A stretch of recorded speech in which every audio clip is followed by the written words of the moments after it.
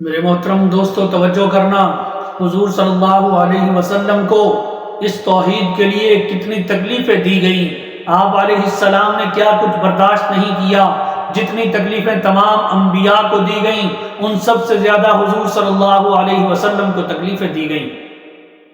پھر آپ کے صحابہ کو بھی انہوں نے نہیں بخشا۔ سیدنا صدیق اکبر رضی اللہ تعالی عنہ کو خانہ کعبہ کے اندر اتنی مار پڑی کہ آپ کے ناک کی ہڈی ٹوٹ گئی، آپ بے ہوش ہو گئے، آپ زخمی ہو گئے، کتنے دن تک آپ کو ہوش نہیں آیا۔ حضرت عثمان کو دیکھ لیں کہ ان کے گلے کے اندر کپڑے ڈال کر اس کو اتنے بل دیے جاتے تھے کہ حضرت عثمان کی آنکھیں باہر نکلنے کو آ جاتی تھیں۔ حضرت زنیرہ رضی اللہ تعالی عنہا کو دیکھ لیں کہ آپ کی آنکھیں اسی توحید کی خاطر قربان ہو گئیں۔ ابو فقیہہ کو دیکھ لیں کہ ابو فقیہہ کی پسلیاں اسی توحید کی وجہ سے ٹوٹ گئی۔ سیدنا ابو بکر صدیق رضی اللہ تعالی عنہ فرماتی ہیں کہ میں ایک مرتبہ مکہ کی گلیوں سے باہر نکلا، کیا دیکھتا ہوں کہ سامنے ایک نوجوان، ابھرتی ہوئی جوانی والا، نحیف جسم، کمزور جسم، خوبصورت نوجوان، دبلا پتلا، اس کو 8-10 اوباش لڑکوں نے پکڑا ہوا ہے اور اس کو مکہ کی سرزمین، مکہ کی گرمی والی تپتی ہوئی سرزمین کے اوپر لٹایا ہوا ہے۔ مکہ کی وہ سنگریز زمین، وہ نوکیلے پتھروں والی زمین، اس کے اوپر اوندے منہ لٹایا ہوا ہے اور اس کے اوپر تشدد کر رہے ہیں۔ حضرت ابوبکر صدیق فرماتی ہیں کہ میں ان کے پاس گیا، کیا دیکھتا ہوں کہ ابو فقیہہ کو لٹایا ہوا ہے۔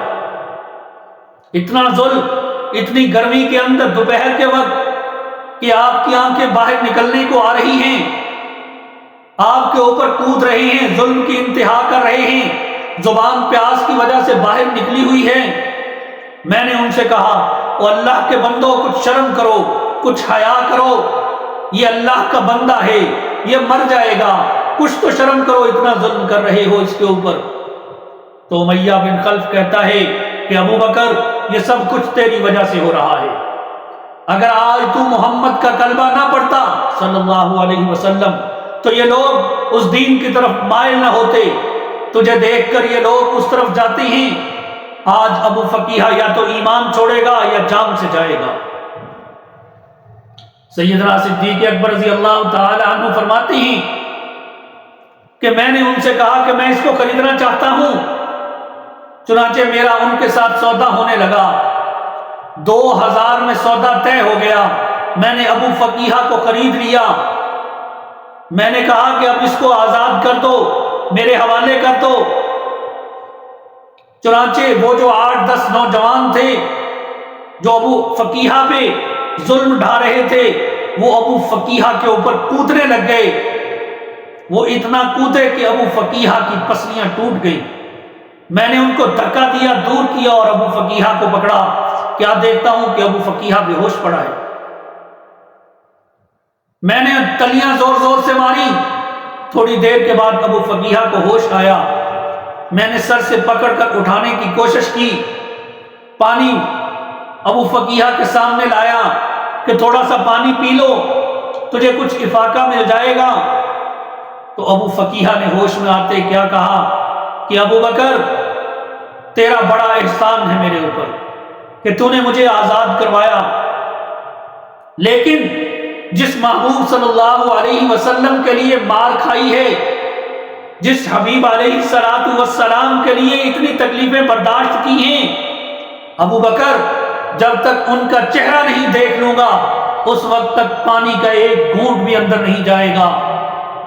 سیدنا صدیق اکبر رضی اللہ تعالی عنہ فرماتی ہیں کہ میں نے ابو فقیہہ کو سہارا دیا، گھسٹتا ہوا ابو فقیہہ، ان کو لے کر میں محبوب صلی اللہ علیہ وسلم کے دربار میں حاضر کیا۔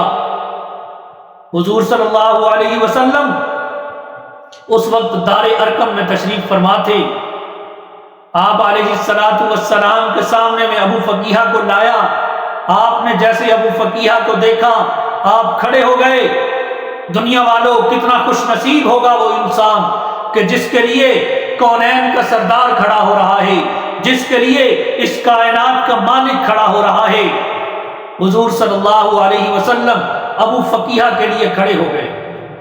آپ علیہ السلام ابو فقیہ کو دیکھ رہے ہیں۔ ابو فقیہ حضور علیہ السلام کے چہرے کو دیکھ رہا ہے۔ سیدنا صدیق اکبر فرماتی ہیں میں ان دونوں کو دیکھ رہا ہوں، میں ان دونوں کو دیکھ رہا ہوں۔ جیسے حضور صلی اللہ علیہ وسلم کی نظر ابو فقیہ کے چہرے پہ پڑتی ہے تو ابو فقیہ کا چہرہ میں نے دیکھا گلاب کے پھول کی طرح کھل کر روشن ہو جاتا ہے۔ میں نے ابو فقیہ سے کہا کہ دیکھ اب میں تجھے حضور علیہ السلام کے دربار میں لے آیا، اب میں نے تجھے حضور علیہ السلام کے سامنے پیش کر دیا، دیدار ہو گیا محبوب صلی اللہ علیہ وسلم کا، اب تھوڑا سا پانی پی لے تاکہ تجھے کچھ افاقہ مل جائے۔ تو ابو فقیہ کیا کہتی ہیں ابو بکر سے بقول شاعر، مریضان محبت کو فقط دیدار کافی ہے، ہزاروں طب کے نسخوں سے نگاہ یار کافی ہے۔ اے ابو بکر، جس یار کے لیے سب کچھ برداشت کیا، اب اس یار کو دیکھنے کے بعد تو پیاس ہی ختم ہو گئی۔